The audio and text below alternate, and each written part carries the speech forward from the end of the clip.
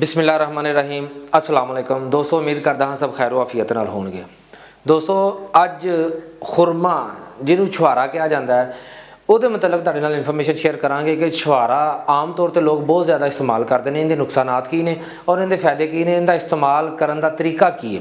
दोस्तों सबसे पहले तो जोड़े इस्तेमाल करते हैं ज़्यादातर लोग बहुत ज़्यादा मिकदार इस्तेमाल करते हैं, गर्मियों के अंदर भी इस्तेमाल करते हैं, सर्दियों में तो अमूमन सर्दी नूं रोकण वास्ते इनू खुश्क मेवा जात की जगह पर भी लिया जाता है।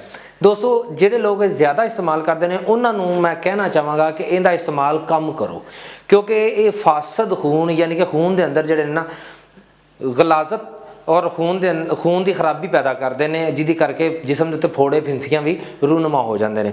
और दोस्तों जोड़े लोग इस्तेमाल करना चाहते हैं या जोड़े इस दे मतलब जानना चाहते हैं उन्होंने मैं कहना चाहांगा कि इहदा इस्तेमाल करो, लेकिन बहुत कम मिकदार च इस्तेमाल करो। एक टाइम के अंदर कम अज़ कम 1 तो 2 छुआरे। और दूसरी गल ये नाल ही तुहानूं दसदा जावां, इहदा इस्तेमाल करदियां इनू तुसीं मैडिसन यानी कि किसी सफूफ के अंदर किसी मजून के अंदर इस्तेमाल करना है। उस अलावा कला इनू कभी भी रेगूलर इस्तेमाल नहीं करना। दोस्तों मजून के अंदर इस्तेमाल करन तो एक बड़ी ही मशहूर मरूफ मजून है, मशहूर ज़माना मजून आरद खुरमा।